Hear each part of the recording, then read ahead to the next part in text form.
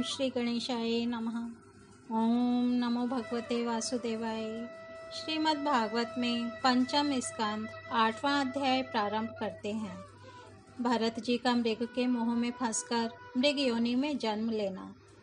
श्री सुखदेव जी कहते हैं, एक बार भरत जी गंडकी में स्नान कर नित्य नैमित्तिक तथा शौचादि अन्य आवश्यक के कृत्यों से निवृत्त हो प्रणव का जप करते हुए 3 मुहूर्त तक नदी की धारा के पास बैठे रहे।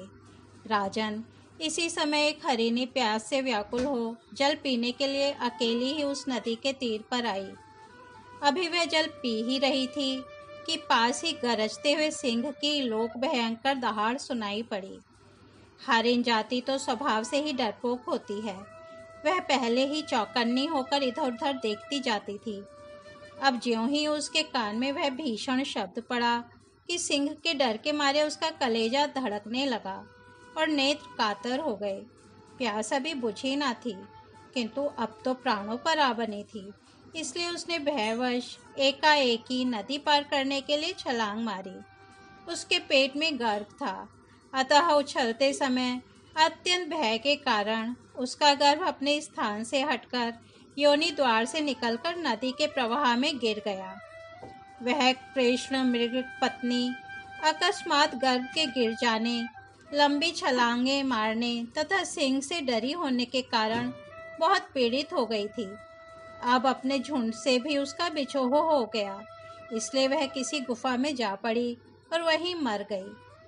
राजर्षि भरत ने देखा कि बेचारा हरिणी का बच्चा अपने बंधुओं से बिछुड़कर नदी के प्रवाह में बह रहा है। इससे उन्हें उस पर बड़ी दया आई और वे आत्मीय के समान उस मातृहीन बच्चे को अपने आश्रम पर ले आए। उस मृग छोने के प्रति भरत जी की ममता उत्तरोत्तर बढ़ती ही गई। वे नित्य उसके खाने पीने का प्रबंध करने, व्याघ्रादि से बचाने, लाड़ लड़ाने और पुचकारने आदि की चिंता में ही डूबे रहने लगे। कुछ ही दिनों में उनके याम नियम और भगवत पूजा आदि आवश्यक कृत्य एक एक करके छूटने लगे और अंत में सभी छूट गए। उन्हें ऐसा विचार रहने लगा, अहो कैसा खेद है, इस बेचारे दीन मृग छोने को काल चक्र के वेग ने अपने झुंड, सुहृद और बंधुओं से दूर करके मेरी शरण में पहुंचा दिया है। यह मुझे ही अपना माता पिता, भाई बंधु और यूथ के साथी संगी समझता है। इसे मेरे सिवा और किसी का पता नहीं है और मुझ में इसका विश्वास भी बहुत है। मैं भी शरणागत की उपेक्षा करने में जो दोष है उन्हें जानता हूँ। इसलिए मुझे अब अपने इस आश्रित का सब प्रकार की दोष बुद्धि छोड़कर अच्छी तरह पालन पोषण और प्यार दुलार करना चाहिए। निश्चय ही शांत स्वभाव और दीनों की रक्षा करने वाले परोपकारी सज्जन ऐसे शरणागत की रक्षा के लिए अपने बड़े से बड़े स्वार्थ की भी परवाह नहीं करते। इस प्रकार उस हरिण के बच्चे में आसक्ति बढ़ जाने से बैठते, सोते, टहलते, ठहरते और भोजन करते समय भी उनका चित्त उसके स्नेह पाश में बंधा रहता था। जब उन्हें कुश, पुष्प, समिधा, पत्र और फल मूलादि लाने होते तो भेड़ियों और कुत्तों के भय से उसे वे साथ लेकर ही वन में जाते। मार्ग में जहाँ तहाँ कोमल घास आदि को देखकर मुग्ध भाव से वह हरिण शावक अटक जाता तो वे अत्यंत प्रेमपूर्ण हृदय से दयावश उसे अपने कंधे पर चढ़ा लेते। इसी प्रकार कभी गोद में लेकर और कभी छाती से लगाकर उसका दुलार करने में भी उन्हें बड़ा सुख मिलता। नित्य नैमित्तिक कर्मों को करते समय भी राजराजेश्वर भरत बीच बीच में उठ उठकर उस मृग बालक को देखते और जब उस पर उनकी दृष्टि पड़ती तभी उनके चित्त को शांति मिलती। उस समय उसके लिए मंगल कामना करते हुए वे कहने लगते, बेटा तेरा सर्वत्र कल्याण हो।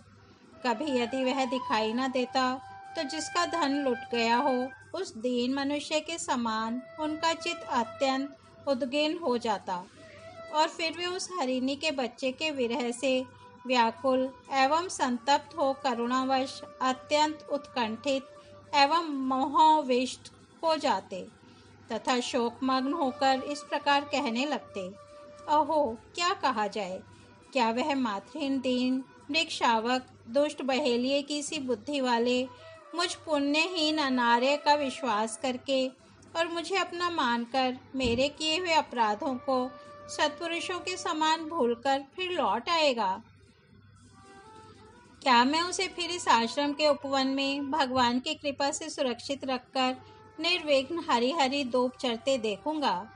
ऐसा ना हो कि कोई भेड़िया कुत्ता गोल बांधकर विचरने वाले सूकर आदि अथवा अकेले घूमने वाले व्याघ्र आदि ही उसे खा जाए।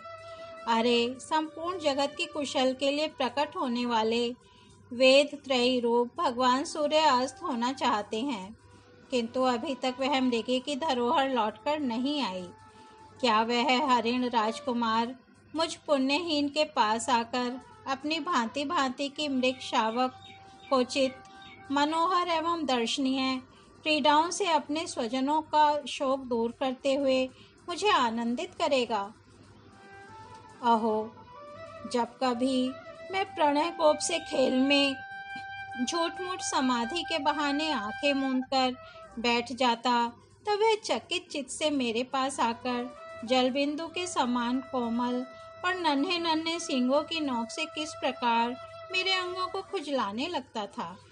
मैं कभी कुशों पर हवन सामग्री रख देता और वह उन्हें दांतों से खींचकर अपवित्र कर देता, तो मेरे डांटने डटपटने पर वह अत्यंत भयभीत होकर उसी समय सारी उछल कूद छोड़ देता और ऋषि कुमार के समान अपनी समस्त इंद्रियों को रोककर चुपचाप बैठ जाता था। फिर पृथ्वी पर उस मृग शावक के खुर के चिन्ह देखकर कहने लगते, अहो, इस तपस्वनी धरती ने ऐसा कौन सा तप किया है जो अति विनीत कृष्ण सार किशोर के छोटे छोटे सुंदर सुखकारी और सुकोमल खुरों वाले चरणों के चिन्हों से मुझे, जो मैं अपना मृगधन लुट जाने से अत्यंत व्याकुल और दीन हो रहा हूँ, उस द्रव्य की प्राप्ति का मार्ग दिखा रही है और स्वयं अपने शरीर को भी सर्वत्र उन पद चिन्हों से विभूषित कर स्वर्ग और अपवर्ग के इच्छुक द्विजों के लिए यज्ञ स्थल बना रही है। चंद्रमा में मृग का सा श्याम चिन्ह देख उसे अपना ही मृग मानकर कहने लगते, अहो, जिसकी माता सिंह के भय से मर गई थी, आज वही मृग शिशु अपने आश्रम से बिछुड़ गया है। अतः उसे अनाथ देखकर क्या ये दीन वत्सल भगवान नक्षत्रनाथ दयावश उसकी रक्षा कर रहे हैं? फिर उसकी शीतल किरणों से आह्लादित होकर कहने लगते, अथवा अपने पुत्रों के वियोग रूप दावानल के विषम ज्वाला से हृदय कमल दग्ध हो जाने के कारण मैंने एक मृग बालक का सहारा लिया था। अब उसके चले जाने से फिर मेरा हृदय जलने लगा है, इसलिए ये अपनी शीतल शांत स्नेहपूर्ण और वदन सलिल रूपा अमृतमय किरणों से मुझे शांत कर रहे हैं। राजन, इस प्रकार जिनका पूरा होना सर्वथा असंभव था, उन विविध मनोरथों से भरत का चित्त व्याकुल रहने लगा। अपने मृग शावक के रूप में प्रतीत होने वाले प्रारब्ध कर्म के कारण तपस्वी भरत जी भगवद आराधन रूप कर्म एवं योगानुष्ठान से च्युत हो गए। नहीं तो जिन्होंने मोक्ष मार्ग में साक्षात विघ्न रूप समझकर अपने ही हृदय से उत्पन्न दुस्तेज पुत्रादि को भी त्याग दिया था, उन्हीं की अन्य जातीय हरिण शिशु में ऐसी आसक्ति कैसे हो सकती थी? इस प्रकार राजर्षि भरत विघ्नों के वशीभूत होकर योग साधन से भ्रष्ट हो गए और उस मृग छौने के पालन पोषण और लाड़ प्यार में ही लगे रहकर आत्मस्वरूप को भूल गए। इसी समय जिसका टलना अत्यंत कठिन है, वह प्रबल वेगशाली कराल काल चूहे के बिल में जैसे सर्प घुस आए, उसी प्रकार उनके सिर पर चढ़ आया। उस समय भी वह हरिण शावक उनके पास बैठा पुत्र के समान शोकातुर हो रहा था। वे उसे इस स्थिति में देख रहे थे और उनका चित्त उसी में लग रहा था। इस प्रकार की आसक्ति में ही मृग के साथ उनका शरीर भी छूट गया। तदनंतर उन्हें अंतकाल की भावना के अनुसार अन्य साधारण पुरुषों के समान मृग शरीर ही मिला, किंतु उनकी साधना पूरी थी। इससे उनकी पूर्व जन्म की स्मृति नष्ट नहीं हुई। उस योनि में भी पूर्व जन्म की भगवद आराधना के प्रभाव से अपने मृग रूप होने का कारण जानकर वे अत्यंत पश्चाताप करते हुए कहने लगे, अहो, बड़े खेद की बात है, मैं संयमशील महानुभावों के मार्ग से पतित हो गया। मैंने तो धैर्यपूर्वक सब प्रकार की आसक्ति छोड़कर एकांत और पवित्र वन का आश्रय लिया था।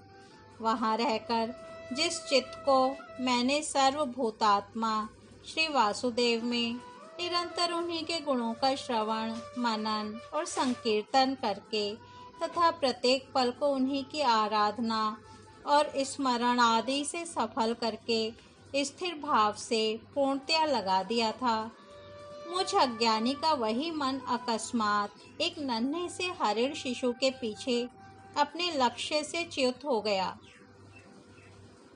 इस प्रकार मृग बने हुए राजर्षि भरत के हृदय में जो वैराग्य भावना जागृत हुई, उसे छिपाए रखकर उन्होंने अपनी माता मृगी को त्याग दिया और अपनी जन्मभूमि कालंजर पर्वत से वे फिर शांत स्वभाव मुनियों के प्रिय उसी शाल ग्राम तीर्थ में, जो भगवान का क्षेत्र है, पुलस्त्य और पुलह ऋषि के आश्रम पर चले आए।